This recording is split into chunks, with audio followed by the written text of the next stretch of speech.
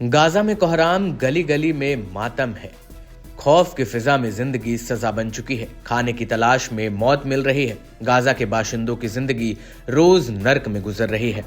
अब एक नई खबर ने मानवीय संवेदनाओं को दहला कर रख दिया है कि जिंदगी की जंग, भूख से लड़ रहे बेकसूर लोग इजरायली एयरफोर्स का शिकार हो गए। गाजा पट्टी में भूख से परेशान लोग जब खाने की राहत सामग्री लेने सहायता केंद्र की ओर जा रहे थे, तभी उन पर हवाई हमला हो गया। रफा इलाके में हुए इजरायली हमले में कम से कम 30 लोगों की मौत हो गई और 175 से ज्यादा लोग घायल हो गए। ये लोग मदद पाने की उम्मीद में निकले थे, लेकिन उन्हें मौत मिली। इस हमले के बाद कई घायलों को अस्पताल में भर्ती कराया गया। रेड क्रॉस के अस्पताल में बताया गया कि सभी मृतकों के शव अस्पताल लाए गए हैं और घायलों का इलाज चल रहा है। यह हमला उस मानवीय सहायता केंद्र के पास हुआ जिसे इजरायल और अमेरिका का समर्थन प्राप्त है। इसका मकसद यह है कि राहत सामग्री हमास के हाथ न लगे, लेकिन संयुक्त राष्ट्र और अन्य संसाधन इससे गलत और अमानवीय मान रहे हैं। अब ये तंत्र ही लोगों की मौत और तकलीफ की वजह बन गया है। इससे पहले 27 मई को भी रफाह में एक और सहायता केंद्र के पास गोलीबारी हुई थी, जिसमें 10 लोगों की मौत और 62 लोग घायल हुए थे।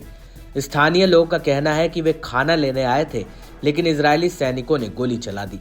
मंगलवार को रफा में एक फूड सेंटर खुला तो हजारों लोग वहां खाना लेने पहुंच गए। इसी दौरान इजरायली सैनिकों ने चेतावनी के लिए हवा में फायरिंग की, जिसमें भीड़ में भगदड़ मच गई। गाजा में पिछले 2.5 महीनों से खाने की भारी कमी है। संयुक्त राष्ट्र और अन्य संस्थानों का राशन खत्म हो चुका है। अब कुछ नए फूड सेंटर खोले जा रहे हैं, लेकिन भीड़ ज्यादा है और खतरा बना हुआ है। अमेरिका और अन्य देशों ने इजरायल पर दबाव डाला है कि वो राहत सामग्री पहुंचने दे। इसके बाद इजरायली पीएम नेतन्याहू ने राहत सामग्री भेजने का आदेश दिया, लेकिन उन्होंने कहा कि ये मकसद सिर्फ जरूरतमंद तक पहुंचे, हमास तक नहीं। फिलिस्तीनी संगठन हमास ने अमेरिका की ओर से दिए गए नए युद्ध विराम प्रस्ताव को मानने की सहमति दी है। इस प्रस्ताव में 10 इजरायली बंधकों की रिहाई और 70 दिनों के लिए संघर्ष विराम की बात है। बदले में इजरायल को कुछ फिलिस्तीनी कैदियों को रिहा करना होगा।